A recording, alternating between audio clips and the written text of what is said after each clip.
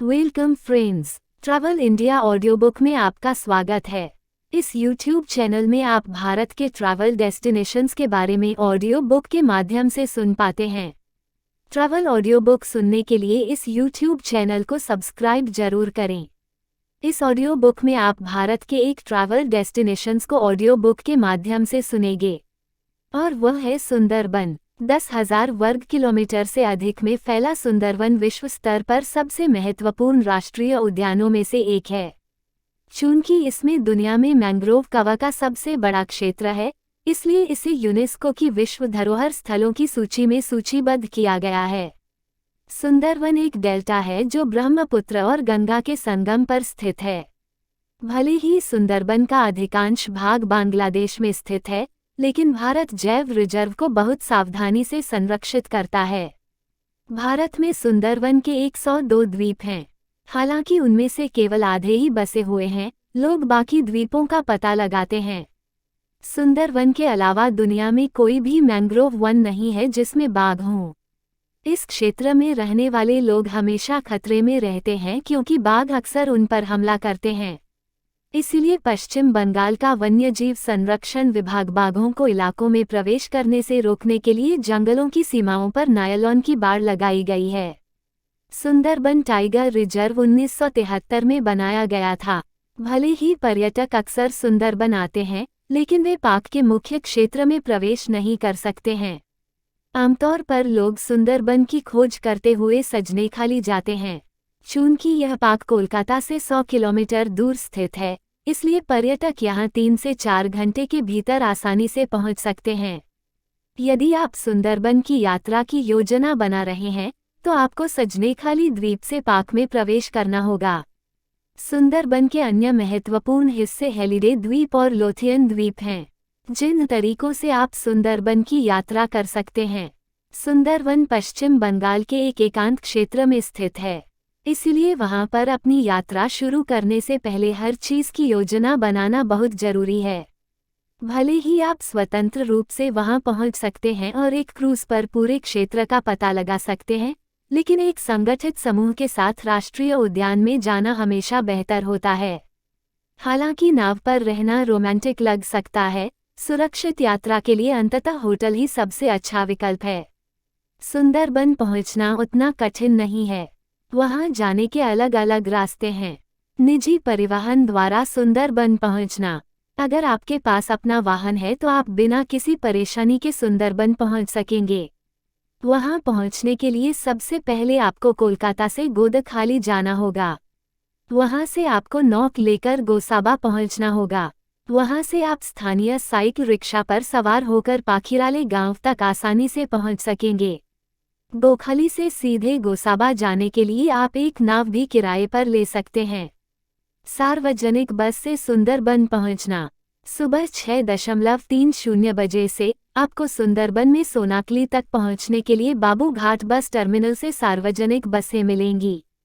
कोलकाता से सोनाखाली पहुंचने में आपको 3 घंटे से ज़्यादा नहीं लगेंगे।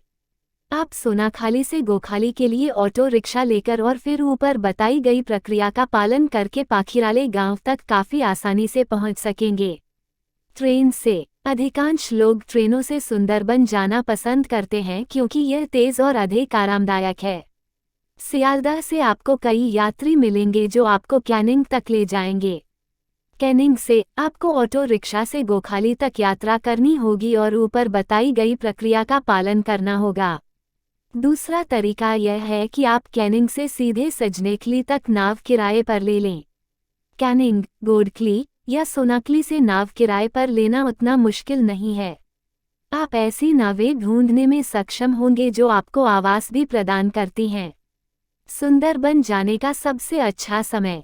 सुंदरबन एक खूबसूरत जगह है जहां साल भर जलवायु की स्थिति बदलती रहती है।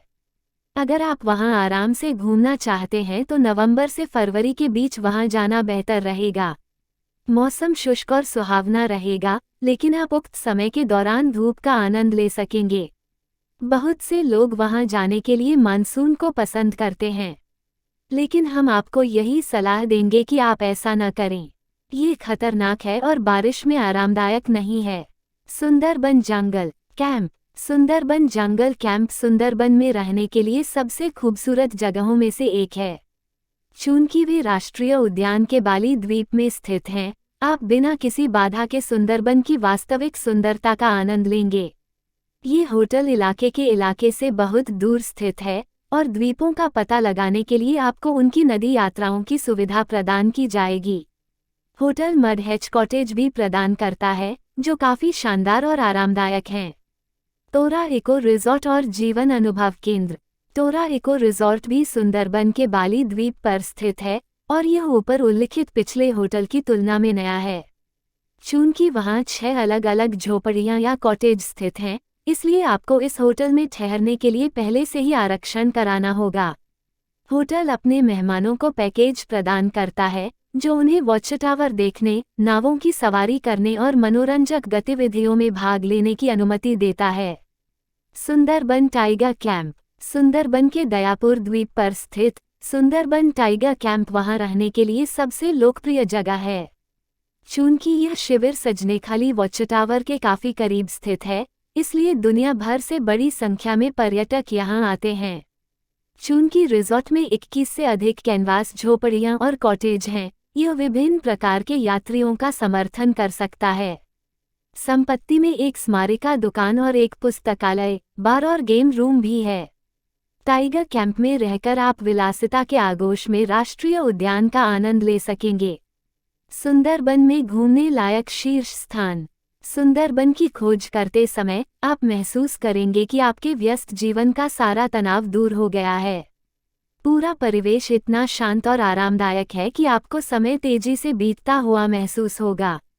अधिकांश लोग साइकिल चलाकर या पैदल चलकर पूरे क्षेत्र का भ्रमण करते हैं, लेकिन राष्ट्रीय उद्यान के विभिन्न पर्यटन स्थलों पर जाने के लिए नाव की आवश्यकता होगी।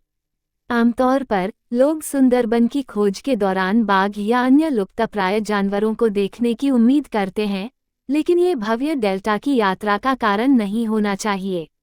सुंदरबन का आनंद इसकी शांति, इसकी हरियाली, वॉच टावर, गंगा और अन्य मंत्रमुग्ध करने वाली चीजों के लिए लिया जाना चाहिए। सुंदरबन में कुछ प्रमुख स्थान स्थित हैं जिन्हें हर यात्री को अवश्य देखना चाहिए। वे नीचे दिए गए हैं। सुधन्यखाली यह एक वॉच टावर है, जहां आपको बाघ देखने की अधिक संभावना होगी। भले ही आप बाघ को न देख पाएं, कम से कम हिरन को तो देख ही सकेंगे। बुरा डाबरी यह भी एक वॉच टावर है जो बांग्लादेश के पास रायमंगल नदी पर स्थित है। यदि आप सजनेखाली में रह रहे हैं, तो आपको बुरीर डाबरी तक पहुंचने के लिए लगभग 5 घंटे की यात्रा करनी होगी। इस स्थान की संपूर्ण प्राकृतिक सुंदरता आपको मंत्रमुग्ध कर देगी। आप मैंग्रोव का दृश्य काफी स्पष्ट रूप से देख पाएंगे।